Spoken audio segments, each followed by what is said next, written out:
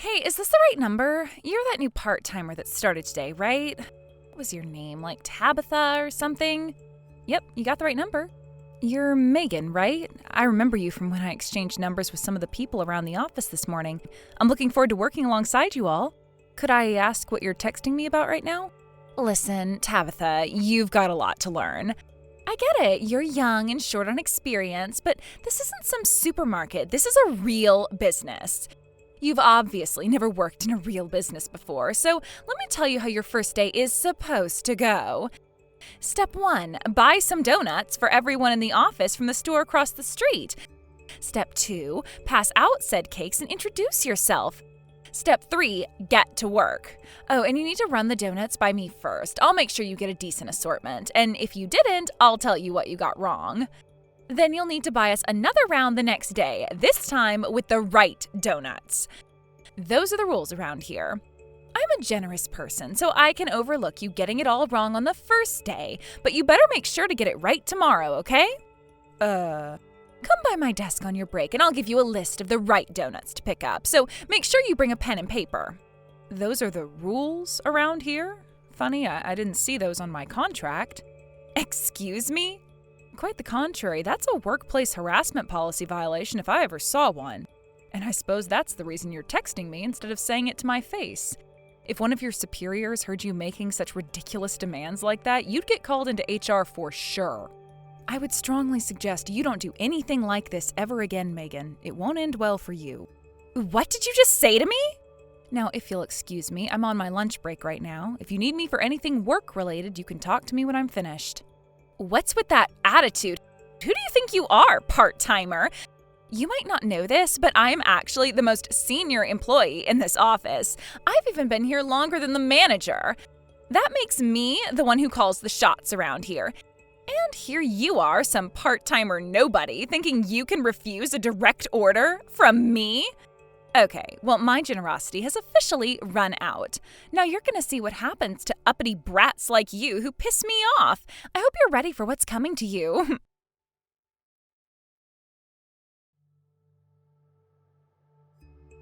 It's go time, Cindy. We're gonna teach that snotty new part-timer how things work around here, good and hard. Huh? The new part-timer? Are you talking about Tabitha? The girl who started this morning? Duh, of course I am. Who else would I be talking about? I don't know, Megan. I was keeping an eye on her this morning, and she really seems like a hard-working, responsible employee. I told her to bring me donuts, but do you see any donuts on my desk? No? Yeah, well, me neither. Donuts? I even agreed to overlook her numerous faux pas toward me in exchange for her bringing donuts to the office tomorrow morning. But do you know what she said? She pulled the employee harassment policy card. What a brat. Wow, that's incredible. Tabitha's pretty young. I'm pretty sure she's in her late 20s, right? On her first day in a new office, a senior employee with 20 years experience makes a demand like that, and not only did she resist, she turned it around on you? She's amazing. I know, right? She really pissed me off. So now I gotta teach her a lesson. We're gonna do the usual routine, the silent treatment. No matter what she says to you, don't say anything back. Don't even acknowledge her. Are you sure that's a good idea, Megan? The company's been cracking down really hard on harassment policy violations these days. What's more important? What some stupid corporate policy says, or what I say?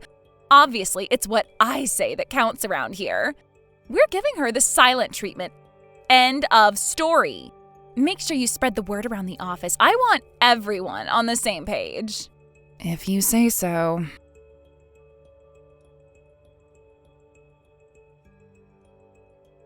Good morning, Megan. It said in my employee manual that you would be the one giving me my on-the-job training, but you haven't said anything to me since our text exchange yesterday. When I tried to talk to you at your desk earlier, you just ignored me. I was trying to ask you when we would start my training. Let me take a stab in the dark. I'm guessing this is all you're doing, am I right? Everyone in the office has been going out of their way to avoid me. If you don't like me, there's not very much I can do about it. But it seems quite improper to be acting out a personal vendetta against me on company time using company resources. Are you refusing to carry out your assigned task of teaching a new employee the ropes? That doesn't seem very productive to me.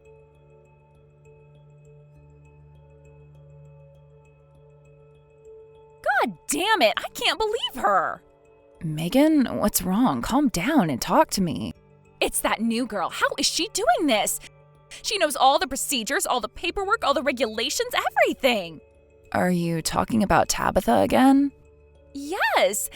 Did someone train her? Was it you, Cindy? No, Megan, it wasn't me. I think everyone is following your orders. Then how is she doing it? How is she navigating our company's complex filing system? Wasn't she given a manual on her first day?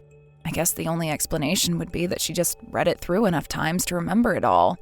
She's only been here for 3 days. Sorry, Megan, that's the only explanation I could think of. She is really starting to piss me off. Ugh!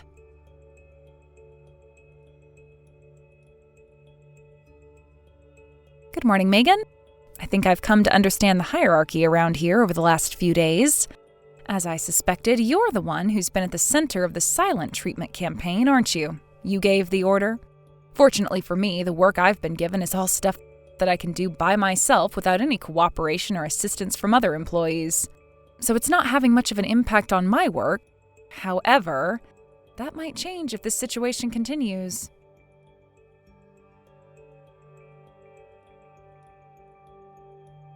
Cindy, what's going on here? Tell me. How is she doing this? Megan, you have to be more specific. She texted me yesterday all high and mighty, saying that she can handle all her work by herself. So I ordered her to get the meeting room ready for the conference this afternoon.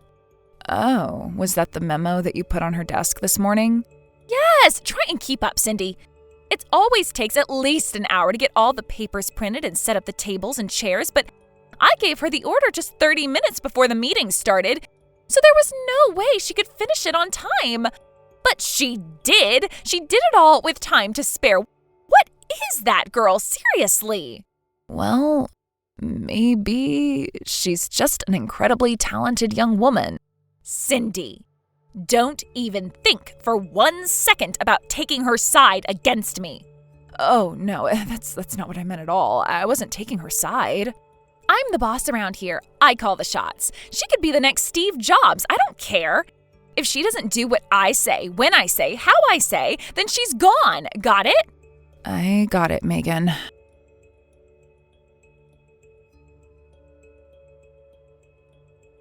Hey, Cindy, did you hear the big news? Some big shot from corporate headquarters is coming by our office tomorrow. Oh, wow, really? On such short notice? That's unusual. I wonder why. Who cares why? This is my big chance. Chance? For a promotion? No, my chance to get that snotty little upstart Tabitha fired. Fired? We've got to work fast. We're going to come up with all sorts of complaints to lodge against her and get corporate to fire her. She seems to love that stupid employee harassment policy so much. How about we get Marcia to say Tabitha's been body shaming her? She's as big as a whale. They'd buy it. Megan, don't you think you've taken this a bit too far? Cindy, listen to me. If you take her side against me, do you know what I'm going to do with you? Just as soon as I finish getting Tabitha fired, you're going to be the next one I put in my crosshairs. Is that what you'd like me to do? Megan, please, no. My husband just got laid off from his factory job. I'm the only income for our family right now. I can't lose this job. We'd be ruined. Then you know what you need to do, don't you? Yeah, I know.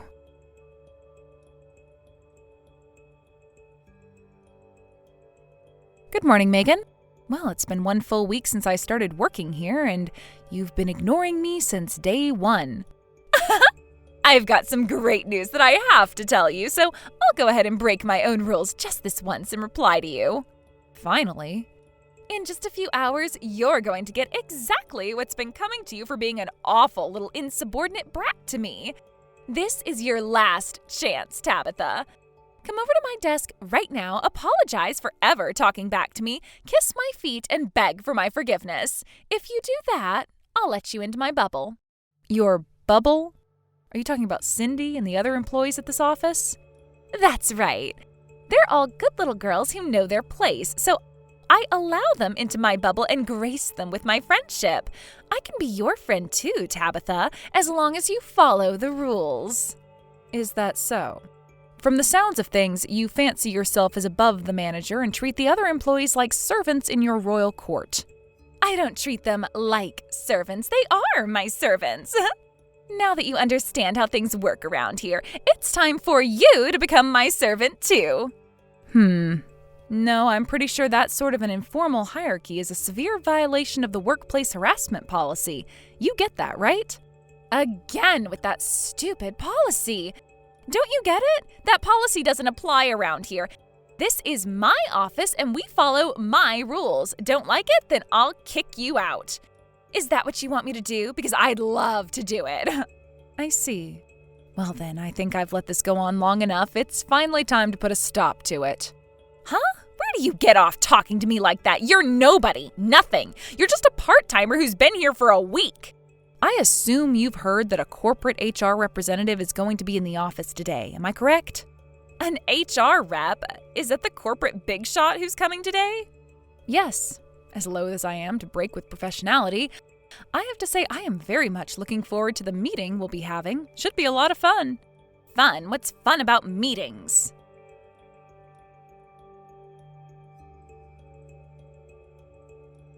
Tabitha, you lied to me. You were really part of the corporate HR team all along? What the hell is going on here? Weren't you paying attention to what I said earlier today? I explained everything then. The corporate HR office sent me here undercover to see what was going on at your office. But why, though? Why did they send an undercover agent here? I repeat, I explained that already. You should have been listening. You suspended me without pay. You're opening a disciplinary investigation on me? I was so mad that I just didn't pay attention. I'm sure you're aware that part-time employees at your office have an incredibly high turnover rate, yes? Yeah, what of it? The rate has been high at your branch for quite some time now, a few percentage points above the company-wide average. But 2 years ago, when the previous office manager retired, the turnover rate spiked sky high almost immediately. We decided that we couldn't wait any longer and had to do something, so I was sent to your office as an undercover agent pretending to be a new part-time employee. Corporate cares that much about our office? Well, it is our company, after all. It's our responsibility both to our employees and our clients to guarantee a positive work environment. And my investigation is complete. What I found was a truly unfortunate situation.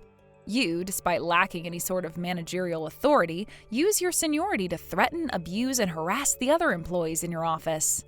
That's not true. You've just been out to get me this whole time. What your youth and inexperience keeps you from understanding is that what I do is called leadership. Go ahead, ask Cindy and the other girls anything you want. They'll all tell you the same thing. Oh, don't worry. We're holding individual hearings with each and every person in the office as we speak. Then I'll be cleared of all these ridiculous allegations in no time. I win, you lose. You have quite an impenetrable self-confidence, don't you, Megan? I'm sorry to say, but that is precisely the opposite of what we are finding. What? We found that all of the other girls in the office do have the same story, but not the one you claim. It seems they've all been threatened by you, but lacked the courage to actually stand up for themselves. Once the big reveal was made, they were all thrilled that they finally had a chance to clear their guilty consciences. A common refrain was that they felt like a massive weight had been lifted off their shoulders. Oh, and by the way, we have a very, very large supply of evidence that you've been harassing the other employees. We've collected hundreds of text messages, hours of video recordings, security camera footage. We have it all. Oh no. For the third time, I already explained all of this in detail. You just weren't paying attention. But nothing. It's over, Megan. You're on unpaid leave while the disciplinary committee meets. I'd say it's a foregone conclusion at this point, but you'll be informed of the final decision they make. That can't be! My work is done, so I'll take my leave now. Enjoy your evening. I worked so hard to gain my position. I had authority, people respected me, and now it's all gone? And it's not just at the office. My husband is divorcing me, and my son said he never wants to see me again. Why is this happening to me?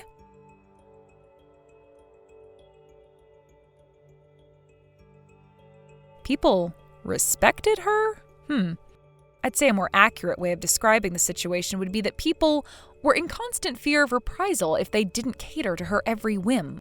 The disciplinary committee took far longer than they expected, not because it was a difficult decision, just that there was an incomprehensible amount of policy violations to cover. Needless to say, she was fired. After being divorced by her husband, my understanding is that she's currently working multiple part-time jobs to make ends meet. As for the other employees who went along with her harassment campaigns, each of them were dealt with individually and were given punishments in accordance with their respective offenses. Furthermore, the decision was made to permanently close down the entire office. That did result in some difficulties, such as dealing with employee transfers and resignations. But overall, the effect has been a more transparent and positive work environment for all employees in all levels of the company. As an HR professional, it gives me great pride to know that my work has brought clear results to the company. My work isn't finished, though. I'll continue to monitor situations at all other branches to ensure something like this never happens again.